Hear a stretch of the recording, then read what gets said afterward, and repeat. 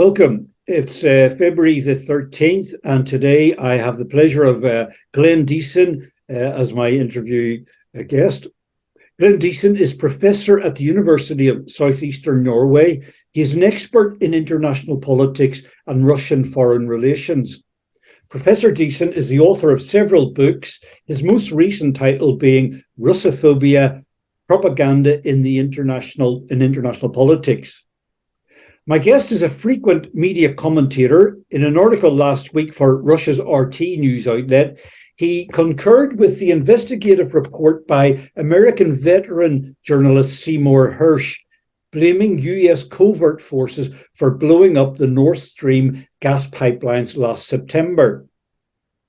Glenn Deason, welcome and thank you for giving us your time and thoughts. My pleasure. My first question. Thanks for the invitation as well. Thank you for giving us your time and thoughts. Glenn, my first question is this. Last week, Joe Biden, the American president, in his State of the Union address, claimed that the United States leadership has made Europe stronger and more united. However, it doesn't look that way in terms of Europe's failing economies and also the growing public protests in France and other European nations against NATO's continued involvement in the war in Ukraine. So let me just ask you a question. Is Europe stronger under US leadership, as Biden claims? Well, I would say no. I guess initially, because, well, still many were frightened and also appalled by the invasion. It's in human nature. You seek greater solidarity when you feel an external enemy, or external threat. But beneath, all these declarations of unity, there is a lot of fragmentations. A key reason for this is the weak economy, because a lot of the goals for the EU or Europeans since the end of the Cold War was effectively to develop a collective hegemony with the US, so have an equal partnership, if you will. However, because this US leadership in this crisis, this war has weakened Europe to such an extent, not only is Europe's its position in the world weakening, but also its relationship with America is becoming increasingly asymmetrical. A key reason for this are the direct sanctions, of course, against Russia. I mean, this is weakening Europe to a great extent. You have to remember that energy resources is largely the lifeblood of industries, and for a long time you had all of the Russian resources going to Europe, fueling its industries, and in return, the Europeans exported their technologies and industries to Russia. And this has been a good deal and a source of growth. However, now we severed this link. So all this resource now going to Asia, and this huge Russian market is effectively up for grabs in Asia as well. So this is this is weakening Europe, and as we're discovering, Russia is working on no longer requiring or needing Europe, and it's instead leading itself more towards other countries in the East. So I think within Europe there's more and more discontent. I mean, so far it's a bit quiet, but the foundations for unity, I think, is weakening. And I think that this is the key problem. But still, you see a lot of unity still there, but again, it's very rhetorical. For example, you can see US politicians celebrating the destruction of the Nord Stream pipelines. Meanwhile, the Germans, having their pipeline attacked, not only the politicians but journalists, they have to pretend as if the US doesn't even have anything to gain from this. So it's on the surface, you see there's a lot of indications that there's solidarity, but beneath, I think there's brewing a lot of discontent about how much Europe is being weakened, and the concern that they will become, vassals of the Americans as the symmetry in relation continues to weaken. And also, Glenn, the unity, the supposed unity, seems to just extend as far as the political class, the political leaders. So a lot of rhetoric from the leaders is very happy and together and unified. But on the streets, I mean, we see in France, massive protests, very angry protests against the economic impact of NATO's continued involvement in this war in Ukraine, and not only in France, but in Germany, and Italy, other countries across Europe, Denmark. No, I agree. There's huge protests, and this suggests that the policies of our governments across Europe do not always reflect the wishes of the people. Now, you can ignore this up until some point, and indeed, the US has a lot of instruments at the moment to uphold bloc discipline to make sure the Europeans stay in line. But because this relationship is not working well for the Europeans, you will see more and more dissatisfaction among the population, and at some point the governments will have to step down and new one taking over. This will be, of course, denounced as a populist uprising, and all kind of slurs will come along. But my point is that the foundations for the power partnership is diminishing, as evident by these protests. So at some point, something will crack, I think. Yeah. You would argue that the war in Ukraine that's been now going for the last year, at least the shooting war, we can argue that there was a precedent to the shooting war, but the shooting war over the last year, you would contend, I think, from what you've written before, that this conflict has a bigger geopolitical cause. The blowing up in September of the Nord Stream gas pipelines running from Russia to Germany under the Baltic Sea speaks to a bigger political perspective on the conflict between US-led NATO alliance and Russia. Would you like to say something about that, Glenn, or expand on that? Or I think this is a direct consequence of a 30-year-old path we've been on. Because keep in mind, when the Cold War came to an end in 1989, we decided to create this new Europe. Because in 1990 we had the Charter of Paris for a new Europe, which envisioned a inclusive European security architecture based on indivisible security, sovereign equality, no dividing lines. But effectively, we threw that out when we decided to expand NATO, because the expansion of NATO, what it signifies is the establishment of a hegemonic Europe, one where the US has rules, but the EU can, of course, aspire for a collective hegemony as an equal partner. But this demands keeping Russia out of Europe. So this has been quite dramatic. This is effectively what has set us on conflict with Russia. Because if you decided to maintain the dividing lines in Europe, now we're going to have a conflict over where these dividing lines will be drawn. Who should be in, who should be out. This is why our main conflicts will be in Ukraine, Moldova, Georgia, Belarus. Now, historically, of course, both the UK and the United States have been, the main actors to prevent continental powers from coming together and challenging their authority.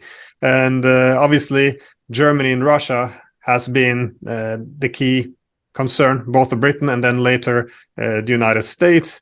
And at the heart of this, of course, we see that this German-Russian energy pipelines, the Nord Stream pipelines, was a key source of this historical concern, because you have this huge amount of Russian resources being connected directly to Germany, and German industries connected closer to Russia. And then you saw this, two European giants getting closer. And with it, as this economic partnership continued, the United States observed that its ability to use its influence over the Europeans, especially the Germans, began to decline. So again, the United States it's in its strategic interest to decouple. Again, this I think it's a British author, Fairgrieve, I forgot his first name, who wrote this book in 1915 when he essentially referred to Eastern Europe as the crush zone, because if you're gonna split this region, you will always have conflicts in the middle. So the war in Ukraine has had it's been good for the United States in terms of pushing Russia out of Europe, restoring bloc discipline within Europe, as the allies are now doing to a large extent what they're told. And it's I think this is the underlying tensions, or what it represents. So obviously, for years the United States threatened the pipelines, condemned Germany for cooperating in its construction. They even sanctioned European companies, allegedly to protect European energy security. So this has been to a large extent about Russia and Germany representing Russia and Europe. Effectively, do we have a multipolar inclusive security architecture in Europe, or do we have a hegemonic one ruled by the United States? So this is effectively how we ended up in this war in Ukraine. Yeah, deplorably, Glenn, there's a dearth, there's a complete absence of that kind of perspective in the Western media reporting of this conflict. We're led to believe that the United States and NATO are very chivalrously protecting poor little Ukraine from Russian aggression.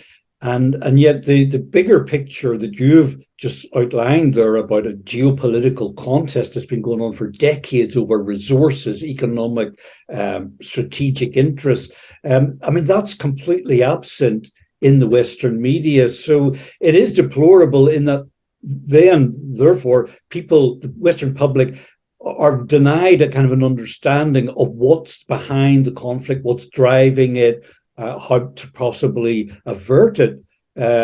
So it's thank you for that refreshing perspective. Glenn, can I just ask you another thing? The Western media, Western governments are still claiming that the Russian economy is on the verge of collapse, that it's a basket case. It's as the late Senator John McCain used to disparage Russia, that it's a gas station masquerading as a state. This idea that Russia without gas exports or oil exports would collapse. But the Russian economy seems to be quite resilient. What do you think? What about these Western claims of the Russian economy collapsing? What do you see? Well, I think it's based on outdated assumptions, because for a long time Russia wanted to integrate only with the West after the Cold War, or actually since the days of Gorbachev. They called this the Greater European home. This is what they were aiming for. So this entailed integrating with the West, but to a large extent this meant they only exported their natural resources. The West would export in the 90s their industrial goods to Russia, and Russia would slowly deindustrialize. They became too dependent on their natural resources. So that's kind of the gas station remark where this would come from. However, in 2014, when the West toppled the government in Kiev, this was seen as an evidence in Russia that all our dreams of having a common European home are gone. It's dead. They're never gonna embrace Europe, because instead of having Ukraine as a bridge, the West made it into a bastion against the Russians. So at this point they shifted and they started to move towards what they refer to as the Greater Eurasian Initiative, in which they seek to diversify their economic integration. So ever since 2014, we see that the Russians have been diversifying their economy, and this entails making their economy and the world less Western centric. So the main partner for Russia, therefore, is becoming China, but also India and all these other countries in the East. So it goes across all aspects of the economy. They having more partnerships within various technologies, especially digitalization, and establishing new transportation corridors. As soon as Russia took back Crimea after the coup, they signed all these huge deals with sending a large part of their gas to China. They set up new development banks, new payment systems. They're using more local currencies. So across the board, there's an effort now to become less dependent on the West. There's a Forbes magazine article in 2016, perhaps, where they called, Russia's economy is bulletproof from sanctions, that they were essentially immunizing themselves from any more economic coercion from the West, because they saw what was coming from 2014. The West was not following the Minsk agreement. They were not seeking a durable peace with Russia. Instead, it was this slow incremental push towards Russia. So they prepared themselves. They decoupled the economy, and they focused on more self-reliance in key strategic industries. And for the rest of them, they made sure that they've diversified their economic connectivity. So if the Europeans are punishing them, then they can lean more towards China, India, and other countries in the East. And this has been largely successful, I'd just add, because in the West, we thought we were going to crush Russian economy before the weekend, and we didn't. Mm-hmm. So again, the Western claims, media claims that imminent Russian economic collapse, in your view, are totally misplaced or overblown. It's not based on facts of the Russian economy and diversification that you've described. No, not at all. I think IMF expected Russia to grow this year and perform better than both the British and the German economy. So, if I'm not mistaken, again, it's been a year into this. The West has thrown everything we have at Russia. We put all the sanctions we can. We're sending all the weapons we can. We're trying to isolate Russia and the world, and yet we can't. So we haven't been successful at all, and it demonstrates that the world is moving towards a multipolar system, because there's hardly any countries outside NATO who's joined the sanctions. I think between 85 and 90% of the world's population do not live in countries who have joined the sanctions. So it's a different world. Mm. Okay. I wonder, why have European leaders gone along with Washington's hostile policy towards Russia, and in effect brought upon such economic hardship on their own countries? Some might even say economic suicide. Why have they assisted the United States in their own self-inflicted problems? It's just quite a curiosity for a lot of people around the world as to what makes the European leaders, the political leaders, adopt such a self-defeating policy. Can you explain? Well, I think it was one of the leaders in Austria who said that they felt misled because they were told either by the Americans or the EU that Russia would crumble very quickly if they put all these harsh sanctions on. So it was a game of everything or nothing. So they put all the sanctions on, and we I think we just got too deep into it and simply became too late to turn. But again, I can't read the minds of the European political leadership, but obviously there's a lot of resistance. I mean, you had this head of the German Navy. He was forced to resign in January of 2022, like right before the war, because he argued that, listen, we have to deal with realities. We can stop this coming conflict.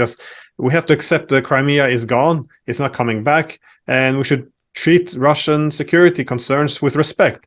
This was his statement, and he was forced to resign.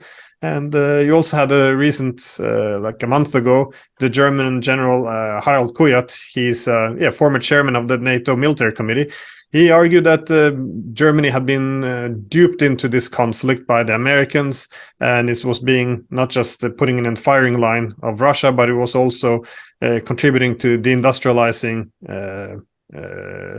Germany. And I think the French economic minister said something similar with this Inflation Reduction Act of the United States, that not only had Europe been drained from this conflict, but now the Americans were effectively swooping and taking up the industries that were fleeing Europe. So there's a lot of concerns, but I don't know why they have continued this path. I just I think it was just the wrong expectations from the beginning, and we just continued to walk down the path. And again, my advice: when you're in the hole, stop digging. But we appear to still dig.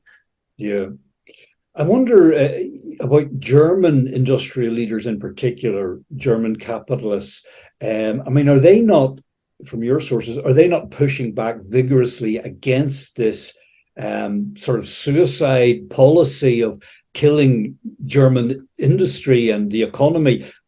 One would think that the German companies that do a lot of business with Russia are fighting very vigorously against this hostile policy that's leading the European economy, the German economy in particular, into such decline? Well, there is pushback definitely from industry, and one has to also keep in mind that a lot of German industry has not actually left the Russian market.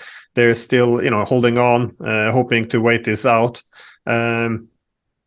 But of course, there's growing stress because not only has the United States pushed the Europeans to cut themselves off Europe, but they're also now doing the same with China. So.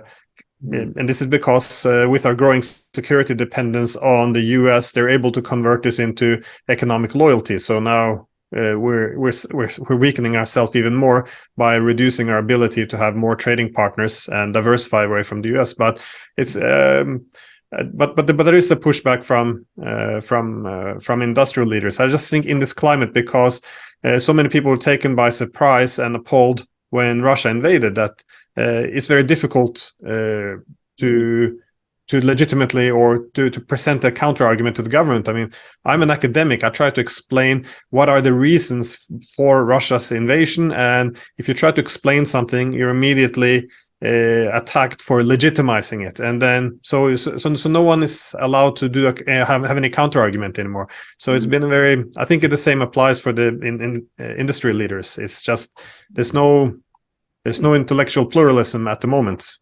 So it's a kind of a very toxic propagandized atmosphere in which it's very difficult to maintain some sort of rational analysis or to make a case in that Russia's so demonized and vilified. That makes sense.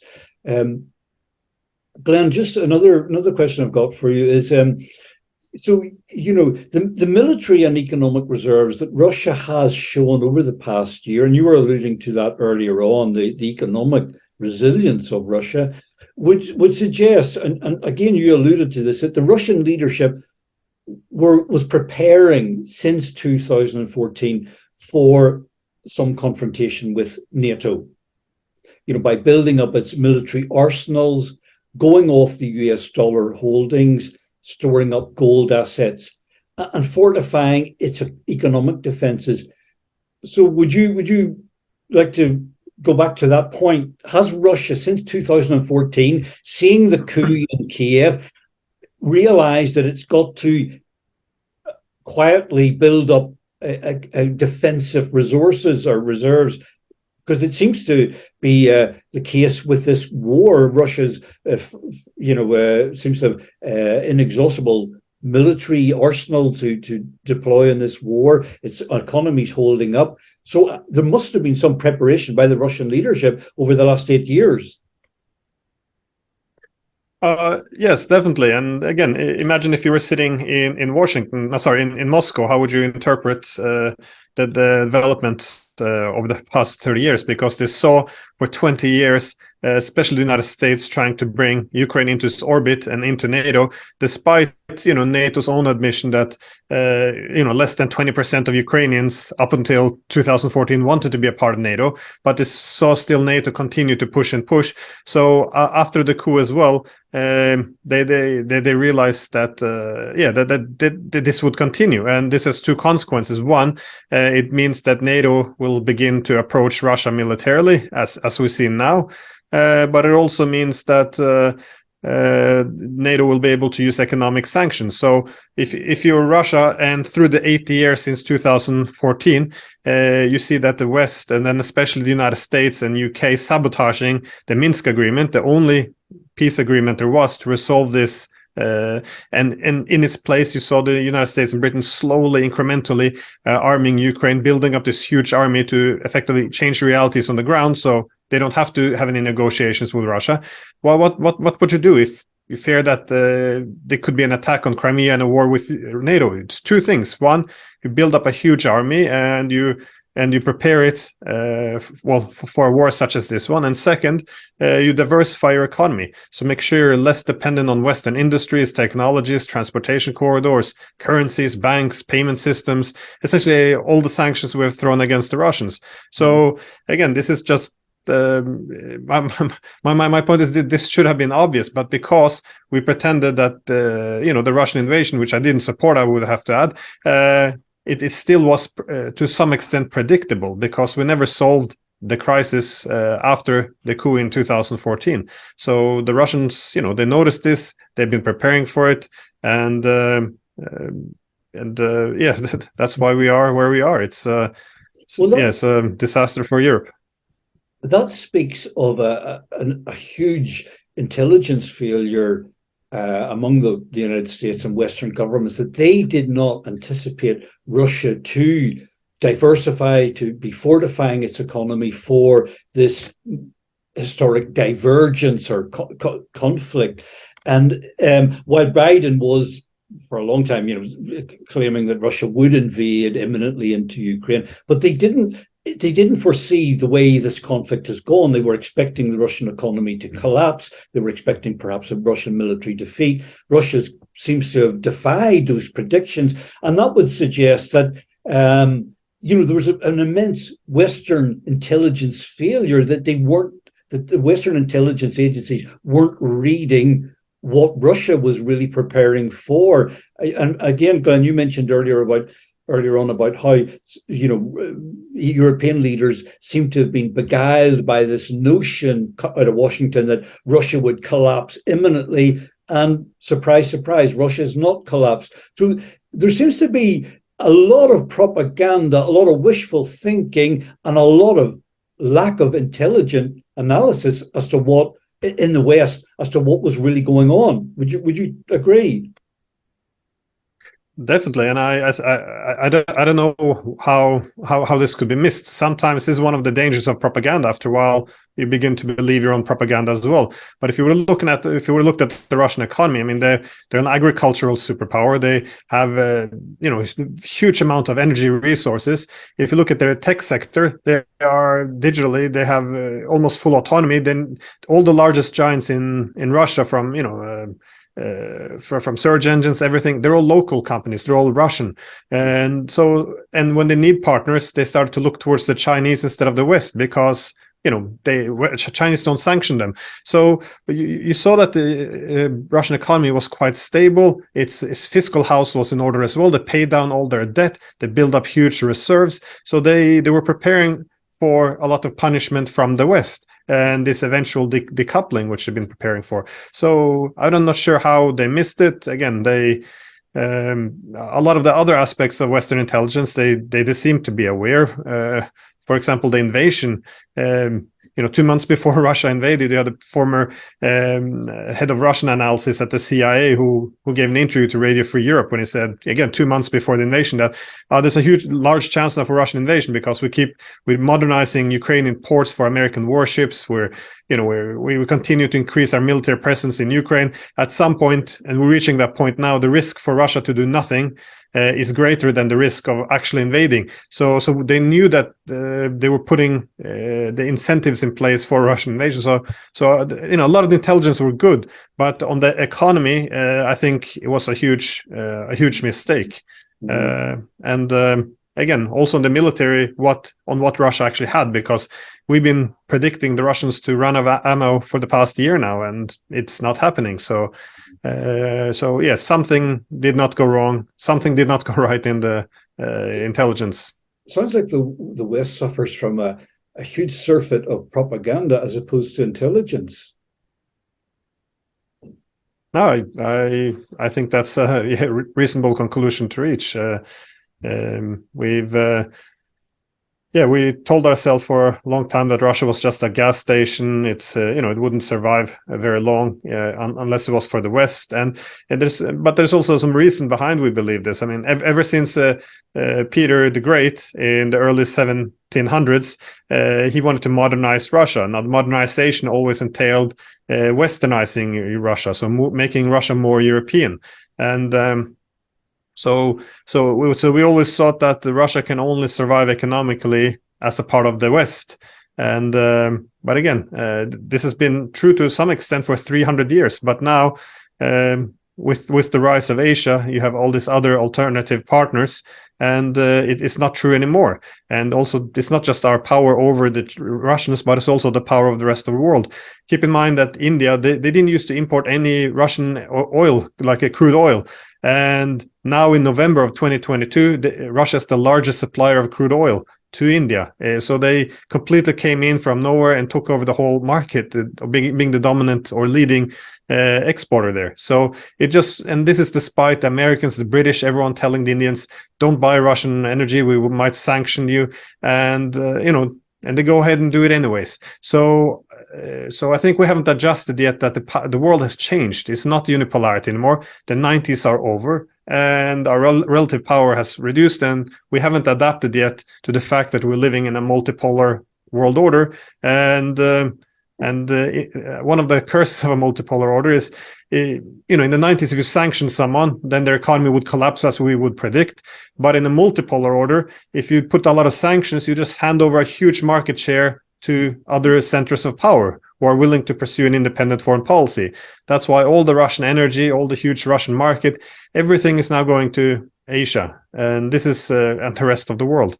So this is, my advice to the Europeans: we have to start recognizing the world we live in. Otherwise, we'll continue to do a lot of self-harm. Professor Glenn Deason, thank you so much for such an interesting and fascinating survey of the international scene. Thank you for your insights, sir. My pleasure. Anytime.